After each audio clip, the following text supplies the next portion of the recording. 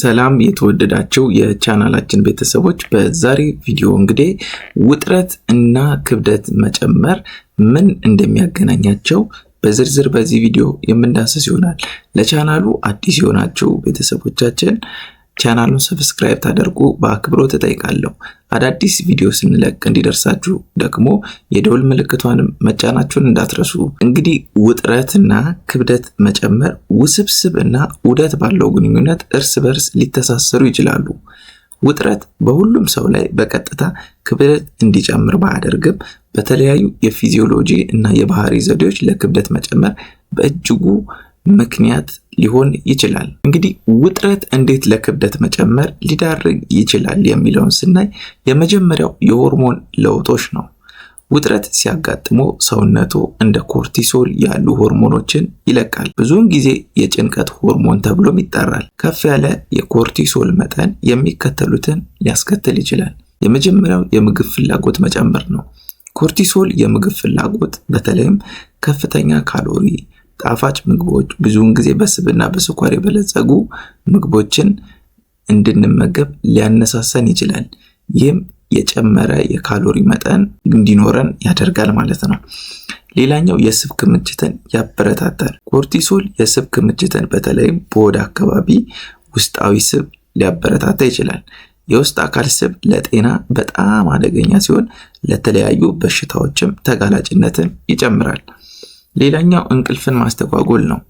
ውጥረት በእንቅልፍ ውስጥ ጣልቃ ሊገባ ይችላል እና ደካማ እንቅልፍ የምግብ ፍላጎትንና ሜታቦሊዝምን የሚቆጣጠሩትን ጨምሮ የሆርሞን መጠንን የበለጠ ሊያስተጓጉል ይችላል። የእንቅልፍ እጦት ኮርቲሶልና ግሪሊን ወይም የረሃብን ሆርሞን የምንለው ሊጨምርና ሌፕቲንን ደግሞ ሊቀንስ ይችላል ማለት ነው። ሁለተኛው እንግዲህ የባህሪ ለውጦች ነው። ውጥረት ለክብደት መጨመር አስተዋጽኦ የሚያደርጉ የባህሪ ለውጦችንም ሊያስከትል ይችላል። የመጀመሪያው እንግዲህ ስሜታዊ አመጋገብ ወይም ኢሞሽናል ኢቲንግ ነው። ብዙ ሰዎች ምግብን እንደ ውጥረት መቋቋሚያ ዘዴ ይጠቀማሉ። ይህ ስሜታዊ አመጋገብ ብዙውን ጊዜ ሰውነታችን ሳይራብ እንኳን ምቾት ለማግኘት ከፍተኛ ካሎሪ ያላቸው ጣፋጭ የበዛባቸውን ምግቦች እንድንመገብ ያደርገናል ማለት ነው። ሌላው እንግዲህ ከባህሪ ጋር የተገናኘው የአካል ብቃት እንቅስቃሴ መቀነስ ነው። ውጥረት እንግዲህ ሰዎች ድካም፣ ተነሳሽነት ማጣት ወይም ከመጠን በላይ መጨናነቅ እንዲሰማቸው ሊያደርግ ይችላል። ይህም የአካል ብቃት እንቅስቃሴን ይቀንሳል። ይህ ለክብደት መጨመር አስተዋጽኦ ሊያደርግና ክብደት መቀነስን የበለጠ አስቸጋሪ ያደርገዋል። ሌላው የአልኮል ፍጆታ መጨመር ነው፣ ከባህሪ ጋር የተገናኘው ማለት ነው። አንዳንድ ሰዎች ውጥረትን ለመቆጣጠር አልኮልን እንደ አንድ መንገድ ሊጠቀሙት ይችላሉ። አልኮል በካሎሪ ከፍተኛ ሲሆን እንዲሁም በእንቅልፍና ጤናማ አመጋገብ ልማዶች ውስጥ ችግር ይፈጥራል ማለት ነው። ሌሎች ምክንያቶች እንግዲህ የምንላቸው በሜታቦሊዝም ላይ ለውጦችን ሊያመጣ ይችላል። ጭንቀት አንዳንድ ምርምሮች እንደሚያመለክቱት ስር የሰደደ ውጥረት በሜታቦሊዝም ላይ ተጽዕኖ ሊያሳድር ይችላል። ይህም ስብ ለማከማቸት እና ካሎሪዎችን ለማቃጠል አስቸጋሪ ያደርገዋል ማለት ነው። ሌላው ከዚህ ጋር የተገናኘው የአንጀት ጤና ወይም ገት ሄልዝ ነው። ውጥረት በአንጀት ማይክሮባዮም ውስጥ ያለውን የባክቴሪያ ሚዛን ሊያስተጓጉል ይችላል። ይህም በክብደት ቁጥጥርና በሜታቦሊዝም ጤና ውስጥ ሚና ሊጫወት ይችላል ማለት ነው። እንግዲህ የውጥረትና የክብደት መጨመር ዑደት ወይም ዘ ሳይክል ኦፍ ስትረስ ኤንድ ዌይት ጌንን ስናይ በውጥረትና በክብደት መጨመር መካከል ያለው ግንኙነት አደገኛ ዑደት ነው። ውጥረት ለክብደት መጨመር ሊዳረግ ይችላል። ከዚያም የክብደት መጨመር ራሱ ደግሞ ለተጨማሪ ጭንቀት ምንጭ ሊሆን ይችላል። ይህም የግብረ መልስ ዑደት ይፈጥራል። ይህም ውጥረትና ክብደት ሁለቱንም ለመቆጣጠር የበለጠ ደግሞ አስቸጋሪ ያደርግብናል ማለት ነው። እንዴት አድርገን ክብደትን ለመቆጣጠር ውጥረትን መቆጣጠር አለብን የሚለውን እኔ ውጥረትን መቆጣጠር ጤናማ የአኗኗር ዘይቤ አስፈላጊ ነው።